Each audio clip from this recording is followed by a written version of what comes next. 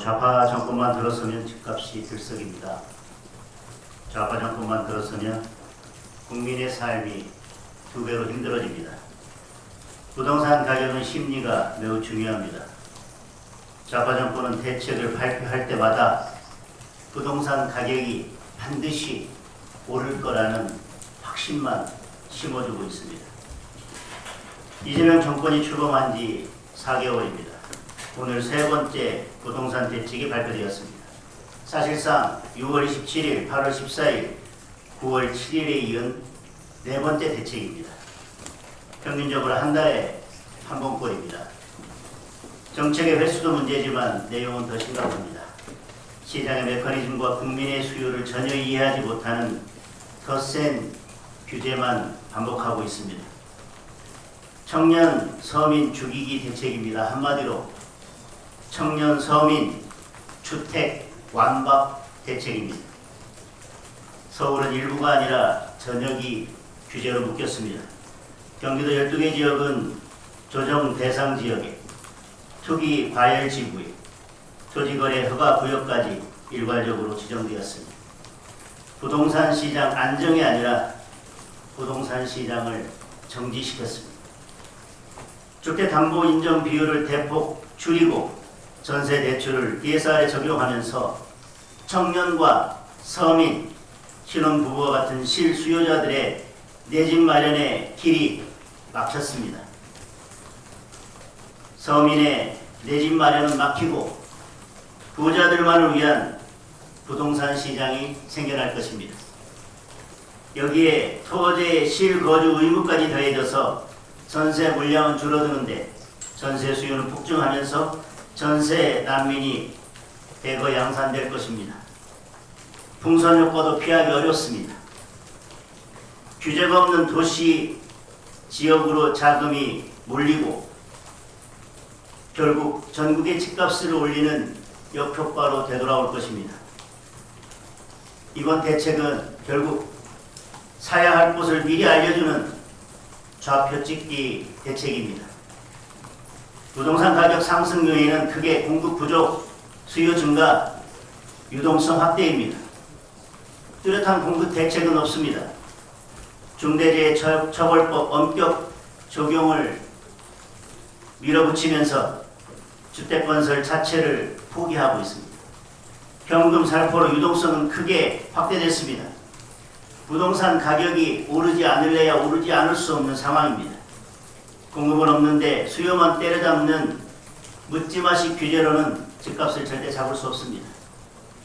외국인만 특혜를 보고 국민은 차별받는 정책으로 주거 안정은 절대 이룰 수 없습니다. 또다시 부동산 폭등의 망령이 어른거리고 있습니다. 국민은 이미 부동산 정책의 끝을 알고 계십니다. 문재인 정권 시즌2입니다. 집값 폭등 시즌2입니다. 원인은 정부가 만들고 책임은 서민에게 떠넘기는 무책임한 대책입니다. 문재인 정권은 재임하는 동안 28번의 대책을 발표했습니다. 결과가 어땠습니까? 문재인 정권이 출범할 때 6억 원이었던 서울의 아파트는 5년 후 12억 원이 됐습니다. 2배가 오른 것입니다.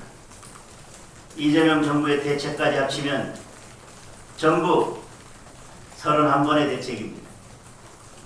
이번 부동산 대책도 집값을 잡는 정책이 아니라 집값을 망치는 정책이 될 것입니다.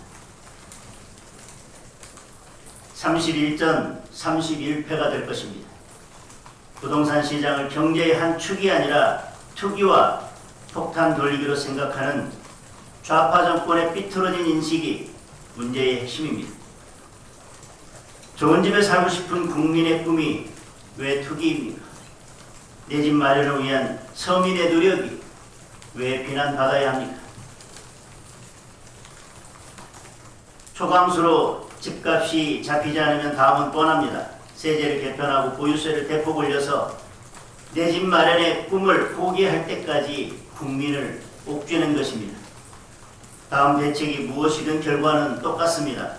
이제 집 한 칸 마련하는 것조차 힘겨운 현실입니다. 집값 폭등과 주거 불안정에 피눈물을 흘리는 것은 결국 청년과 서민입니다. 국민은 빈대를 잡겠다고 초가상관을 다 태우는 이러한 대책을 원하는 것이 아니었습니다. 충분한 주택 공급, 일관된 금융 지원, 합리적인 세제입니다. 우리 당은 명확하게 요구합니다. 반시장적 주택 정책이 아니라 시장 친화적 주택 정책으로 전환해야 합니다. 부동산 시장의 안정을 가져올 수 있는 근본적인 대책은 민간 중심의 주택 공급 확대입니다. 재건축, 재개발에 대한 규제 완화를 해야 합니다. 신속통합 기획과 같은 모범 사례를 확대해서 민간 공급을 늘려야 합니다. 청년과 서민, 중산층을 위한 금융, 세제 지원을 강화해야 합니다. 지방의 미분양 주택에 대한 파격적인 지원 대책을 마련해야 합니다. 국민의힘이 국민 주거 안정을 지키는 데 앞장서겠습니다.